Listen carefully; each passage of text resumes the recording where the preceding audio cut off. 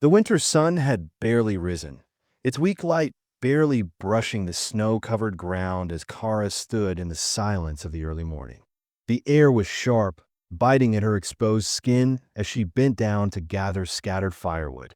Blood, red and fresh, stained her palms, dripping from the rawness of her hands. Each log she picked up caused her to wince, but she pushed through, determination coursing through her veins. She didn't stop, not once, even when her fingers trembled, even when the cold seemed to seep into her very bones. She couldn't stop, not when she had something to prove. The sound of boots crunching through the snow pulled her attention away from the firewood at her feet. She knew who it was before she even turned. Dalton. His boots were heavy, the snow muffling the sound of his approach, but she recognized the rhythm of his steps. She froze, heart pounding, terrified that he might have seen what she had done to herself. "You don't have to do this anymore." Dalton's voice cut through the cold morning air, his words gentle but filled with an edge of concern. Kara's breath caught in her throat. She didn't dare look up, not yet. The weight of his words settled over her like a blanket, suffocating. The firewood scattered around her seemed to mock her, reminding her of the effort she had put into each piece, the way her hands had bled for them. Had he seen? Had he figured it out? Her secret, the thing she'd been hiding for weeks, was on the verge of being exposed. The fear she felt wasn't just about the pain. It was about being caught, about Dalton discovering the truth. What if he found out she wasn't just a burden? What if he realized she wasn't even worth the trouble? The thought sent a wave of terror crashing over her. She didn't answer him, not immediately. Her hands shook as she knelt down again, picking up more firewood, the blood from her palms marking the snow beneath her. It was all a mess, all too much for her to handle. But she had to keep going. She had to show that she could be useful. But the truth of her actions, of what she had been doing to herself, hung between them, unspoken, and it would remain so until she could find a way to explain it. Dalton was standing just behind her now. She could feel his presence, his eyes on her, heavy with something she couldn't place. For a moment, all she wanted to do was tell him, to let the words spill out, but she didn't know how. How could she tell him that the pain was the only thing keeping her going, that if she stopped, if she rested, it would mean admitting she wasn't good enough, that if she wasn't useful, she was nothing? Her mind flickered back to how she had ended up here, in this place, working herself into the ground for a man who barely knew her. The memories of the past few months rushed in, filling her thoughts with shame and fear. She had arrived at the Reeves ranch just 3 months ago, small cloth bundle in hand, after Elias had publicly betrayed her. It had been a cruel, humiliating experience, and Kara had vowed never to feel like that again. So when she came to the ranch, she had made a promise to herself. Work harder than anyone expects. Prove you're not a burden. Dalton, the ranch owner, had watched her with confusion in his eyes, never fully understanding her intense humility. She refused to take the bedroom he had offered. Instead, she insisted on sleeping on the kitchen floor, where she could wake early to prepare food and tend to the house before he even knew she was up. She had to be better, faster, stronger. She couldn't afford to be seen as weak. At first, he had tried to understand, tried to offer help, but she refused. She was fine. She could handle it all. She had to. It was her way of proving that she was valuable, that she wasn't just a charity case. Every morning, before Dalton even stirred, Kara was up. She prepared elaborate breakfasts, cooked meals that he never asked for, cleaned the house until it was spotless, and mended clothes that he didn't even notice were worn. She skipped meals herself, telling herself it was to save money. But deep down, it was more than that. She didn't deserve to eat if she wasn't doing enough. Dalton noticed. Of course, he did.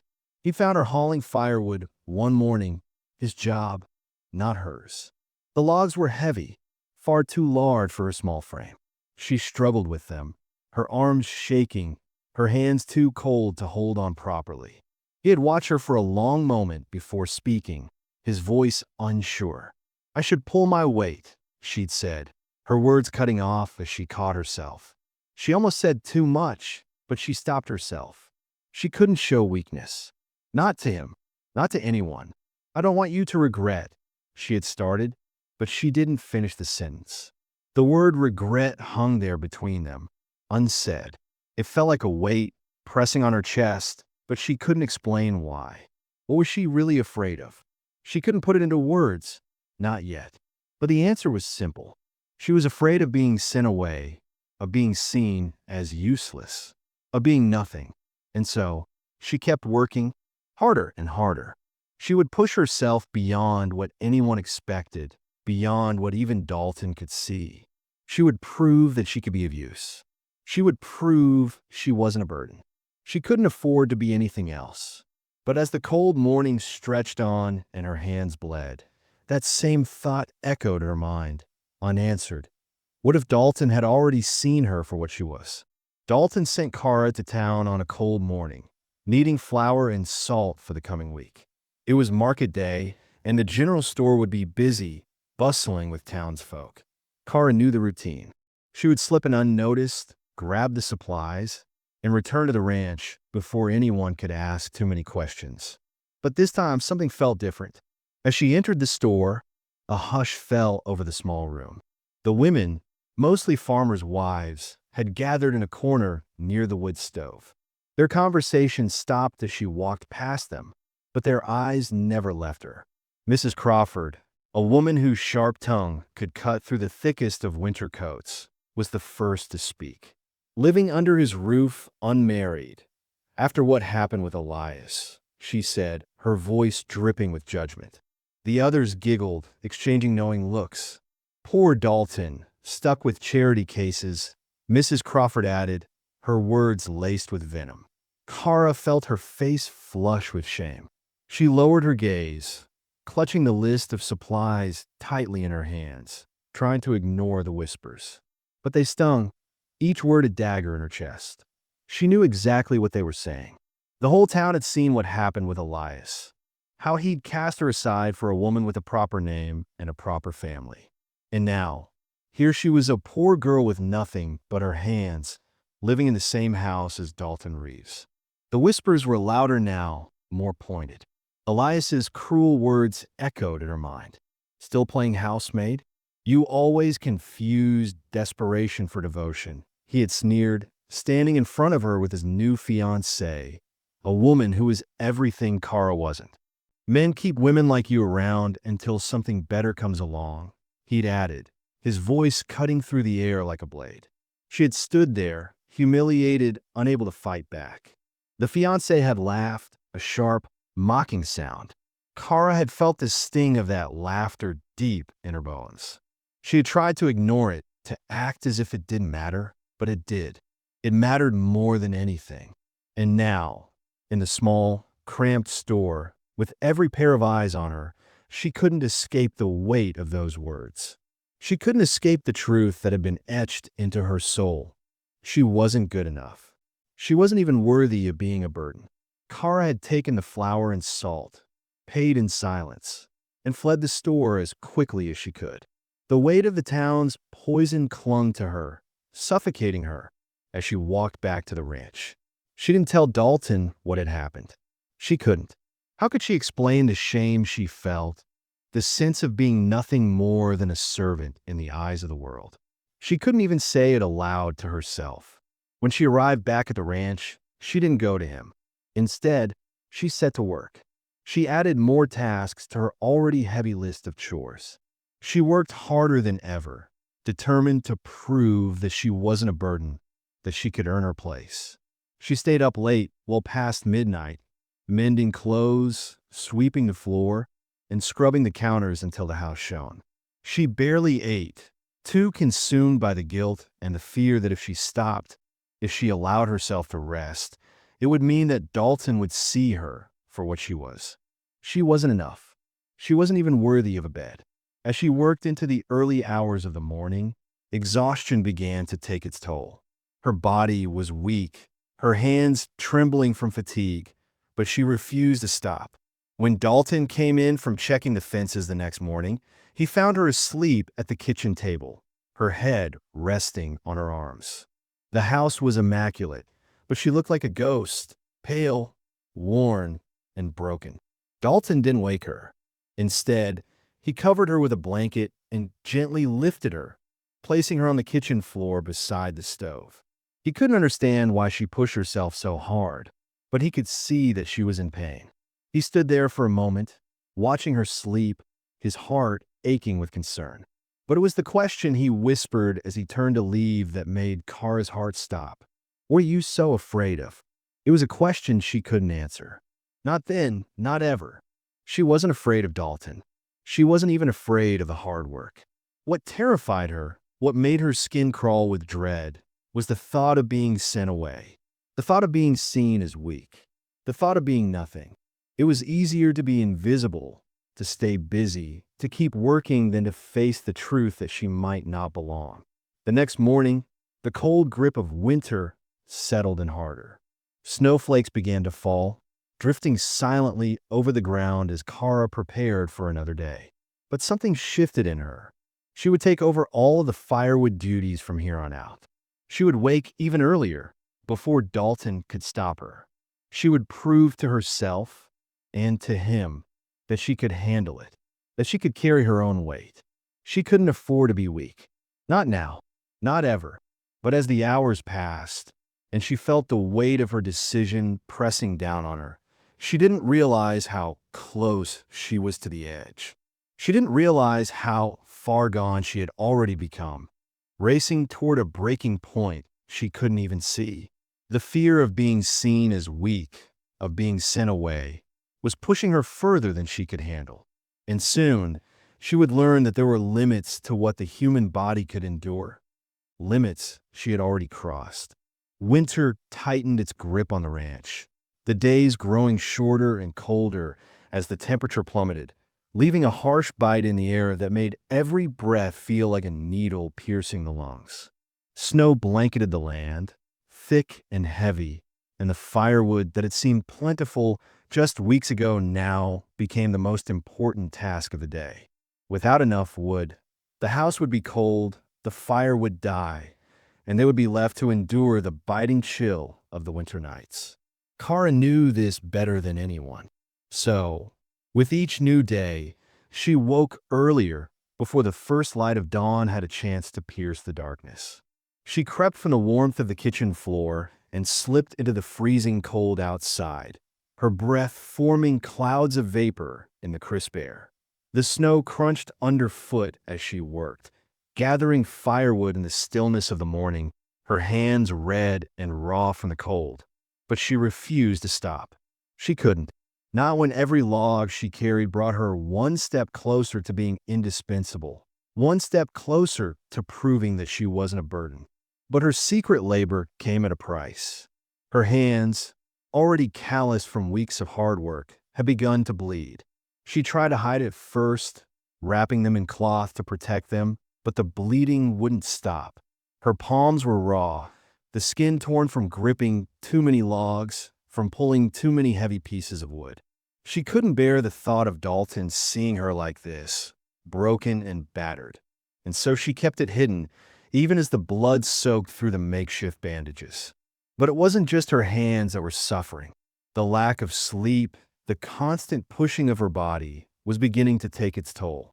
Her face grew paler, the circles under her eyes deepening as the days stretched on without rest. The exhaustion weighed on her like a heavy blanket, pulling her down, making it harder and harder to keep moving, to keep pretending that everything was fine. Her body ached constantly, her muscles sore from the endless labor, and yet she never allowed herself a moment of rest. To rest would be to give in, to admit that she couldn't handle it all, and that was something she couldn't afford. If she stopped, she would be nothing. She would be sent away. The pain was easier to bear than the thought of being sent back to nothingness. One morning, after hours of hauling wood, Kara found a splinter lodged deep in her palm. It was a thick piece of wood, sharp and stubborn, and she couldn't remove it herself. The pain was almost unbearable as she struggled, trying to pull the splinter out with her teeth, but it wouldn't budge. Her hands were shaking from the strain, her vision blurring with tears of frustration. She was on the edge of breaking. That was when Dalton walked in. He had been coming in to check on the woodpile, but when he saw her, kneeling in the snow with her hand pressed to her chest, tears welling in her eyes, he froze. His gaze shifted from a splinter in her palm to the raw, bleeding skin beneath the cloth. Without a word, he knelt beside her, gently taking her hand in his. She flinched, the pain making her tense up, but he didn't let go. There was no judgment in his touch, only tenderness. Slowly, carefully, he removed the splinter from her palm, each movement measured and deliberate, as if he was afraid of causing her more pain. When he was finished, he bandaged her hand, his face tight with concern. His voice was quiet, almost too soft.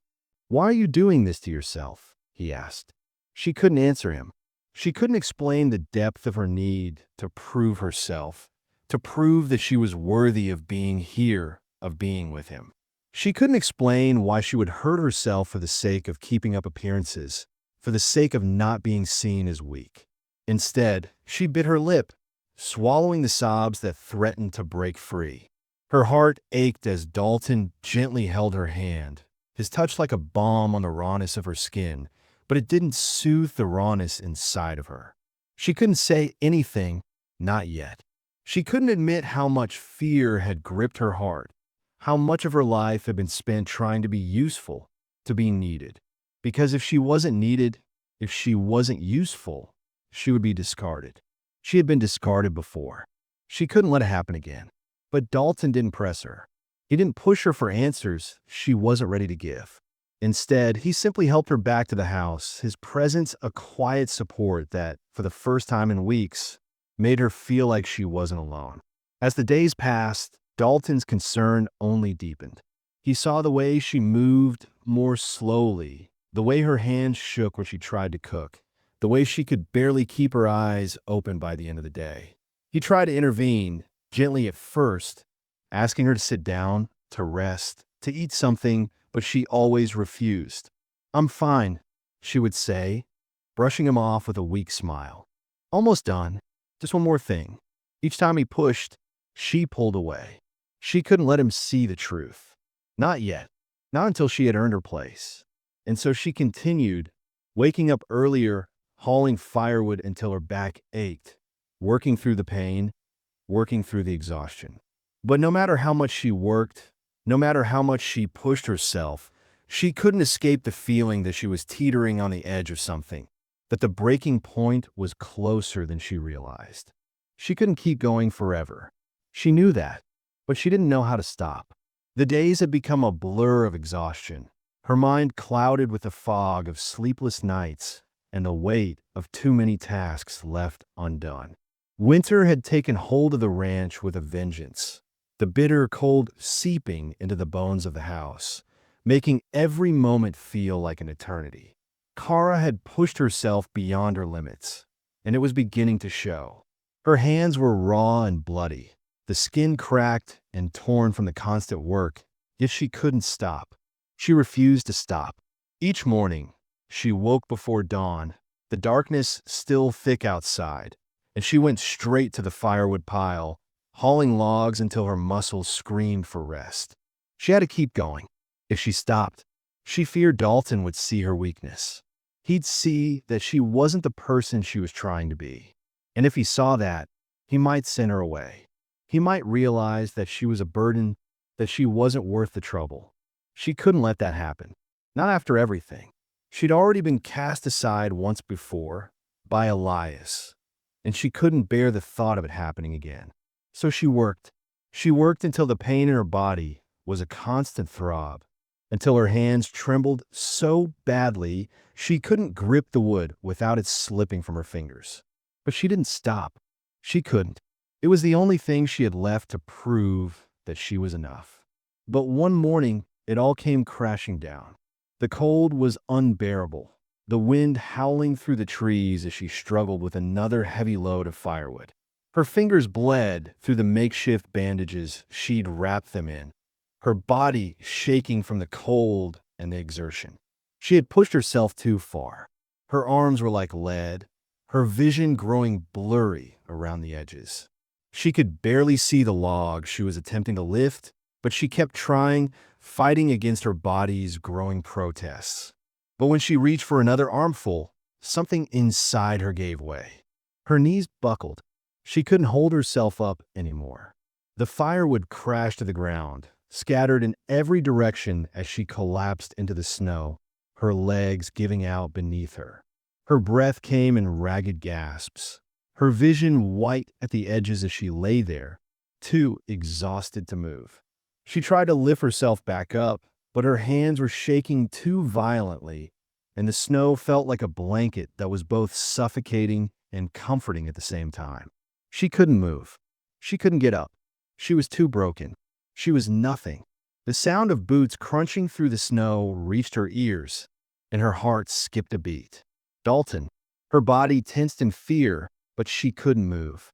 She couldn't even look up. She felt him before she saw him, his presence like a heavy weight pressing down on her. She could hear him getting closer, his breath visible in the cold air, but she couldn't make herself look at him. She couldn't bear for him to see her like this. She couldn't bear for him to see how much she had broken. When he reached her, his voice was rough with fear. "Kara," he said, his tone filled with something she couldn't quite place. It wasn't anger or frustration. It was something softer, something gentler. But it made her heart twist in her chest, the words she had been too afraid to speak rising to the surface. She didn't look up, didn't move. She just lay there, staring at the snow beneath her, her hands hidden beneath the mess of her clothing, the blood soaked into the fabric. She tried to gather the firewood again, her fingers trembling so badly that she couldn't even grasp the logs. The effort was futile. She was too weak, too tired, and too broken. But Dalton didn't leave her there. Instead, he knelt beside her, his hand gently resting on her shoulder. "You don't have to do this anymore," he said, his voice quieter now, full of compassion and concern. Kara's heart stopped. She froze, unable to move.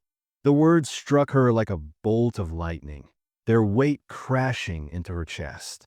She hadn't realized how much she had been holding on to, how much fear had kept her moving. And now, in that moment, it all came rushing to the surface. She couldn't hold it in any longer. Her body trembled, her breath catching in her throat as the truth spilled out. She couldn't keep pretending. "Yes, I do," she whispered, her voice breaking. "If I don't, you'll realize I'm not worth keeping." The words came out before she could stop them, a confession she had buried deep within herself for so long. She had been trying so hard to prove that she was worth something, that she was valuable enough to stay. But now, here she was broken and vulnerable, and all of her fears came crashing down at once. "I'm nothing without being useful. I learned that a long time ago," she added, her words trembling in the cold air. She could feel Dalton's gaze on her, and for a moment, the silence between them was deafening. She couldn't look at him, couldn't bear to see the disappointment in his eyes. But when he spoke again, his voice was filled with something else, something deep and raw, something she hadn't expected. He didn't say what she thought he might. He didn't tell her to stop, to rest, or to take care of herself. Instead, he knelt down beside her, giving her space, but staying close enough for her to feel his presence. He didn't judge her. He didn't walk away. He just stayed there, silent and still, as if he was waiting for her to say something more. The weight of her own pain hung in the air between them, and for the first time in months, Kara allowed herself to feel it fully. Dalton didn't say anything right away, and for a long moment, Kara remained kneeling in the snow, her hands trembling at her sides, her breath shallow. She couldn't look at him. She couldn't bear to see the disappointment she feared might be in his eyes.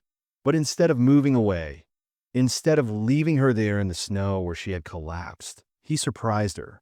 His arms reached out and carefully, without a word, he draped his coat over her shivering shoulders. His warmth wrapped around her like a cocoon, a silent comfort she hadn't known she needed, a reminder that she wasn't alone, that she hadn't been for a long time. With a gentle strength, he lifted her into his arms, cradling her against his chest as if she weighed nothing, though she knew she was heavy with the weight of everything she had been hiding. His body was warm, and the sudden closeness made her heart pound her chest, but she didn't pull away. She couldn't. She didn't know if it was the exhaustion, the fear, or the overwhelming relief of finally letting go, but she sank into his embrace, letting herself trust him in a way she hadn't allowed herself to in months.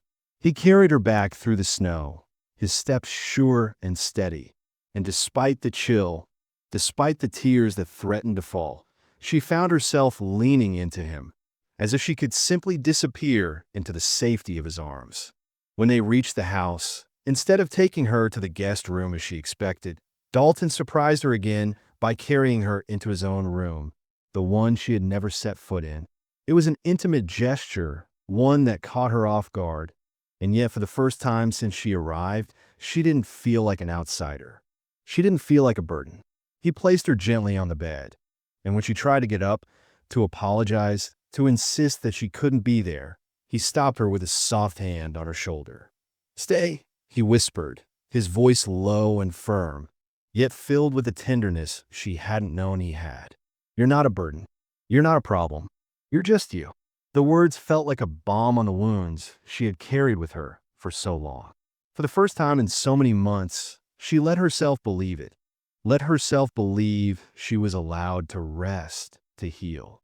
He slowly unwrapped the cloth that covered her hands, revealing the extent of the damage. The skin was raw and broken, the blisters torn open, the blood dark and dried in places. She could barely look at it, ashamed of what she had done to herself, of how she had allowed her pride to push her so far. But Dalton didn't flinch. He didn't look at her with pity or disappointment. Instead, he took a deep breath, and with a tenderness she couldn't comprehend, he began cleaning the wounds. He didn't rush, didn't make her feel small or fragile. His touch was gentle, as if she were something precious, something he didn't want to break further. As he worked, he kept glancing up at her, his face filled with a quiet intensity, as though he was searching for something in her eyes.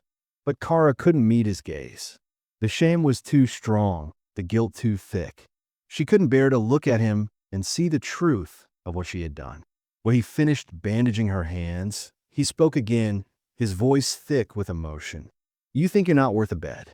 You think you have to bleed to deserve existing," he said softly, his words slipping past the wall she had built around herself. She shook her head, biting back a sob, her throat tight with the truth she had buried for so long. I don't know how to just be," she whispered, the words barely audible. "I've always had to earn my place, earn my right to exist, to be loved." Dalton's heart seemed to break at her words. He reached for her, his hand gently cupping her cheek, but this time he didn't rush her. He didn't demand anything of her. He just let the silence between them settle, like a quiet understanding. "Kara," he said, his voice raw but steady, "you don't have to earn anything from me. Not ever. You're enough just as you are. You don't have to do anything to prove that." His words hung in the air between them, heavy and filled with the promise of something she had never dared to believe. His touch, so gentle against her skin, sent a shiver through her, but it wasn't the cold of the snow outside. It was the warmth of something new, something she had never allowed herself to feel before. She wasn't used to this kind of kindness, this kind of tenderness. Her whole life, she had been told that love came with conditions, that you had to work for it, earn it, make yourself worthy. But here, in this moment, in this room with Dalton, she realized that love didn't have to be earned. It just was, and that terrified her. She didn't know how to accept it, how to let it in without fear of losing it. She didn't know how to trust it. "I don't know how to believe that," she said quietly, her voice trembling with the weight of her own doubt. I don't know how to believe that I'm enough, that I'm worth it. Dalton's face softened, and he knelt beside the bed, his hands still resting on her cheek. I know, he said simply, his eyes filled with understanding. And I won't rush you, but I'll be here every day until you believe it. His words, so simple and so sincere, struck her like a lightning bolt. For the first time in her life, she didn't have to fight for love. She didn't have to prove anything. All she had to do was be. And even though it scared her, even though it made her want to run, something deep inside her stirred, a flicker of hope that she hadn't felt in so long. Dalton wasn't just offering her a place in his life. He was offering her something far more precious, a chance to simply exist without fear, without shame. He didn't want her to be useful. He wanted her to be herself. And for the first time, she let herself believe it. She let herself believe she was worthy of love, just as she was. For the next few days, Dalton insisted that Kara rest. At first, she resisted. Her body felt heavy and used to the stillness, and her mind was plagued with a nagging sense that she should be doing something, anything, to prove her worth. But Dalton wouldn't let her. He cooked, though his cooking was far from impressive. The kitchen often smelled of burnt oats and oversalted stew, but that didn't matter. What mattered was the care he put into it. He had no idea how to cook properly, but he was trying, and that effort spoke volumes to Kara. He brought her tea in the mornings, made her sit by the fire with a blanket wrapped around her shoulders, and insisted that she rest, even when she felt the weight of guilt pressing down on her like a stone. Her mind raced with thoughts of the things she should be doing. The laundry was piling up, the house needed cleaning, and the firewood still had to be restocked. But Dalton was firm. Rest, he'd say gently, every time she tried to move or stand. You've worked enough. You don't need to do anything right now. But rest was harder than she imagined. She didn't know how to sit still. She didn't know how to be quiet inside, to let herself simply be. And the more she sat, the more her mind tortured her with thoughts of inadequacy, with the fear that she was taking up space without earning it. She had been raised on the idea that nothing in life came for free. Love wasn't free. Worth wasn't free. You had to earn everything, and even then, it could be taken away at any moment. So the idea of just existing, of simply being enough, seemed foreign and almost impossible to grasp. She didn't know how to stop running. She didn't know how to stop proving herself. But Dalton didn't let her retreat into herself. Every day, he sat with her. In the quiet, he spoke to her, not with words that sought to fix her, but with words that slowly, gently, began to unravel the wall she had built. He would sit with her in silence, his presence a quiet comfort, a reassurance that she wasn't alone. They would sit by the fire while he read the newspaper aloud, stumbling over some words, but not caring. He just kept going, his voice steady and warm, filling the room with something that felt safe. Sometimes, it didn't speak at all. The silence between them wasn't heavy. It was peaceful. It was a reminder that she didn't have to fill every moment with labor or words. She could just be. And in those quiet moments, something inside her began to shift. She didn't feel like a burden anymore. For the first time, she felt like she had a place. She didn't have to earn it. She didn't have to work herself into the ground to prove she was worthy of it. She was worthy, and though the thought terrified her, it was also freeing in a way she hadn't imagined. But even with all the tenderness Dalton showed her, the shadows of the town still lingered, especially as a letter arrived one afternoon. It came with the postman, delivered to the ranch as casually as any other piece of mail. It was a letter from Elias's fiancée, and Kara's heart sank the moment she saw the handwriting on the envelope. She didn't even need to open it. She knew what it would say. She had been the subject of town gossip ever since she arrived at the ranch, and nothing had changed. She opened the letter with trembling hands, the words jumping out at her like knives. "Tell your cook the whole town is laughing," the letter began, the words dripping with the same cruelty she had faced when Elias had discarded her. She couldn't read anymore. Her hands shook as she crumpled the paper, the letter catching the firelight as she threw it into the flames. It disappeared into the blaze, the ink smudging, the paper curling up, turning to ash. Dalton had been watching her the entire time, and when he saw her face, the color draining from it, his jaw tightened. Without a word, he walked over to the fire and grabbed the letter, tossing it into the flames. "That's what I think of their opinions," he said softly, but there was steel in his voice. Kara opened her mouth to say something, to apologize, to explain that she didn't want him to be dragged into her mess, but Dalton stopped her. "Let them talk," he said, his gaze hardening. "It doesn't matter what they say." "But they're right," she whispered, the fear rising again, her voice cracking. "I'm ruining your reputation. They'll think you're soft, that you've taken pity on me." His eyes darkened, and for a moment, Kara felt like she might break under the weight of his gaze. "They're wrong, and they don't matter. What matters is you." His words hung in the air like a challenge. For the first time, she could see the truth in them. It didn't matter what anyone else thought. It only mattered what they believed in this house, what they shared between them. The weight of that truth was overwhelming, and for the first time, Kara felt like she might finally be able to let go of the constant fear that had plagued her since she arrived. But the fear wasn't gone yet. That same night, as Dalton sat by the fire, Kara found herself packing a small bundle. She had been doing so well. He had been so kind, so patient, but the guilt was too much. She couldn't let him sacrifice everything for her. He deserved more. He deserved someone who could contribute, someone who wasn't a burden.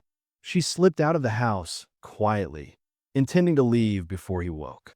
But as she crossed the threshold, she found Dalton waiting for her, sitting at the kitchen table, his eyes dark with worry. "Where are you going?" he asked, his voice low and steady. Kara couldn't lie.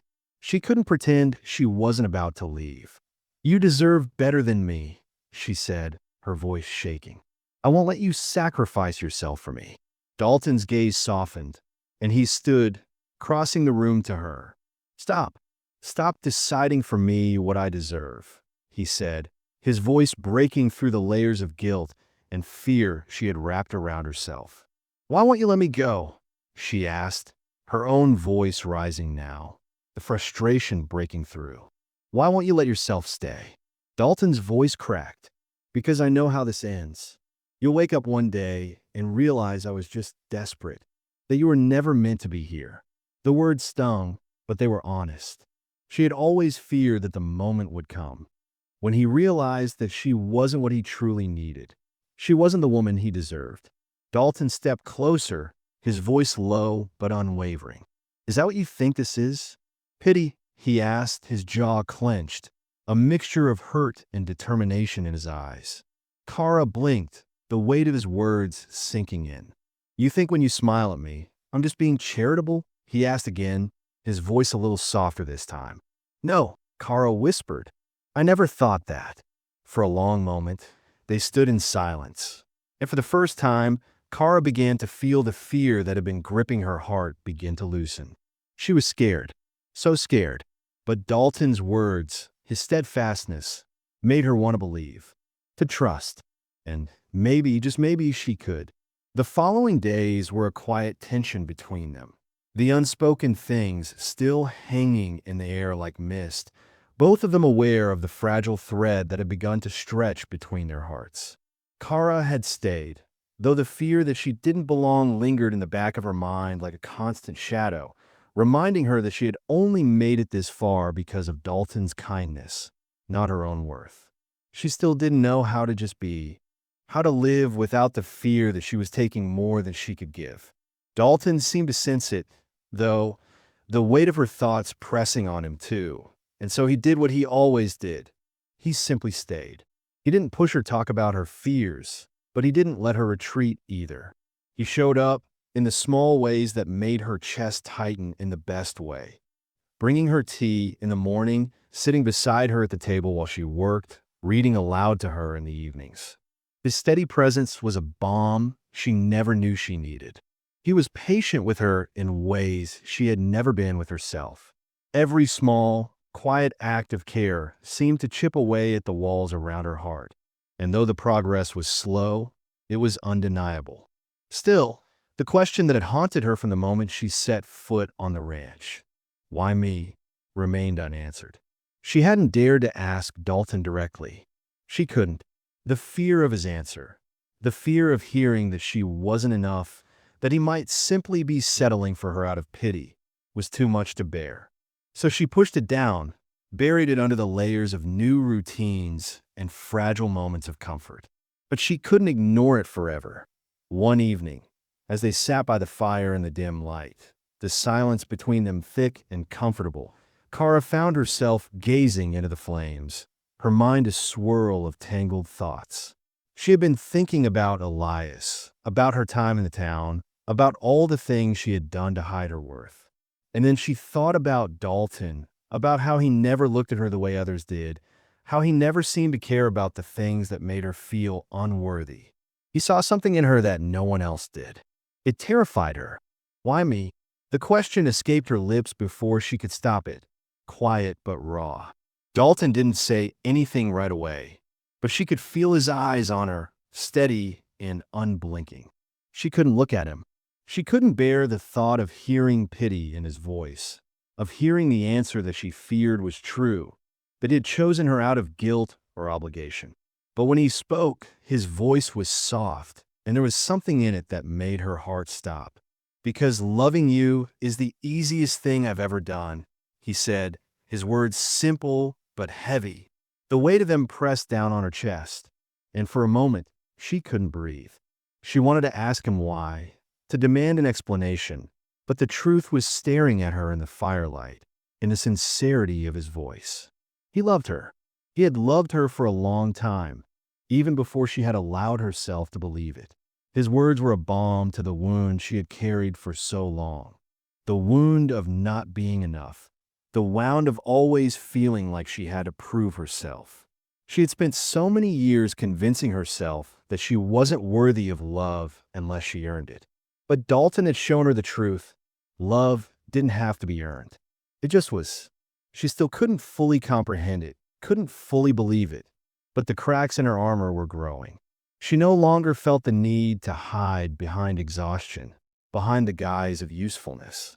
And yet, there was still a part of her deep inside that was terrified of the idea that one day he might wake up and realize that she wasn't what he truly needed, that she wasn't enough. "I'm afraid I'll disappoint you," she whispered, her voice barely a breath, her throat tight with emotion. She couldn't look at him when she said it. She couldn't face the truth of what she was admitting. But he didn't flinch, didn't look away. Instead, he reached out, his hand warm against hers, steady and sure. "You probably will," he said, his voice soft but filled with a quiet certainty. "But I'll disappoint you too, and that's okay. I don't love you because you're perfect, Kara. I love you because you're you, with all your flaws, with all your fears. I love you because you're worth loving, even when you don't believe it."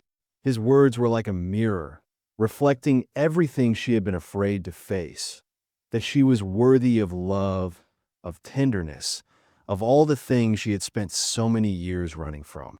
And as he said those words, she realized something that took her by surprise. She didn't have to be afraid anymore. She didn't have to prove herself to him or anyone else. She just had to be. The fear that had kept her up at night, the fear that had pushed her to work herself to the breaking point, began to lose its grip on her.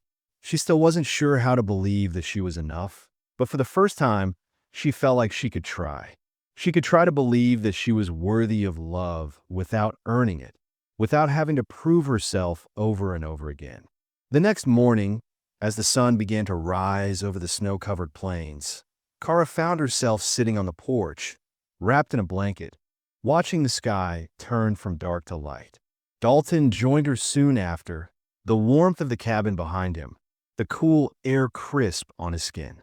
He sat beside her without a word, his presence a silent support as they watched the world wake up together. He didn't need to say anything.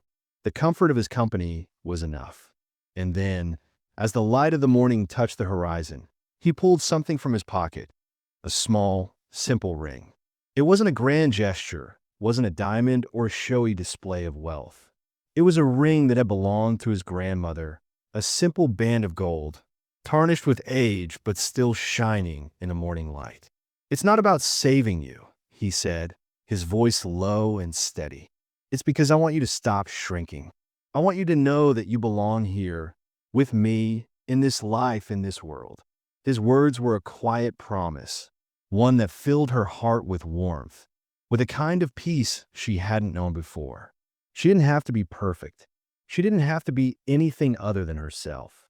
And that was enough. "Yes," she whispered, the word coming so easily now, the answer finally clear. "Yes, I'll marry you."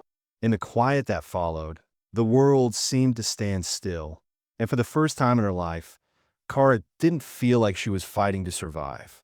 She felt like she was finally living. And in that moment, with Dalton by her side, she realized that love wasn't something you earned by working yourself to the bone. It was something that simply was a gift, freely given, with no conditions attached. And though she wasn't sure she would ever fully believe it, she knew one thing for certain. She wasn't alone anymore. They weren't just surviving. They were living together. The wedding came soon after, a small, quiet ceremony beneath the open sky, surrounded by the ranch hands and Aunt Martha, the only family either of them had left. And when it was over, when the vows were spoken and the rings exchanged, and the world seemed to breathe in unison, Kara finally understood the truth. She wasn't invisible. She wasn't worthless. She had never been invisible. Dalton had always seen her. He had always known her worth, even when she couldn't see it herself. And that was enough. As the evening settled in and they stood together in front of the fire, Dalton pulled her close, and for the first time in a long while, Kara allowed herself to take a breath. She was allowed to take up space in this world. And for the first time, she was willing to believe it. "Thank you for not letting me disappear," she whispered, her voice barely above a breath. He smiled and pulled her closer, his arms a safe harbor. "You were never invisible. I saw you from the first day." And with that, as the fire crackled in the hearth and the night embraced them, she knew that this was where she belonged, not because she had earned it, but because she was enough. "You're allowed to take up space in this house, in my life, in this world," he said softly, his lips brushing the top of her head. She exhaled, finally allowing herself to relax, to let go. "I'm going to try," she said, her voice steady now, her heart lighter than it had ever been. "That's all I ask," he whispered back, his arms tightening around her as they stood there, together in the warmth of their home. The road ahead wouldn't be easy. There would be challenges, doubts, and days when they both stumbled. But for the first time, Kara knew that whatever happened, they would face it together. And that was enough.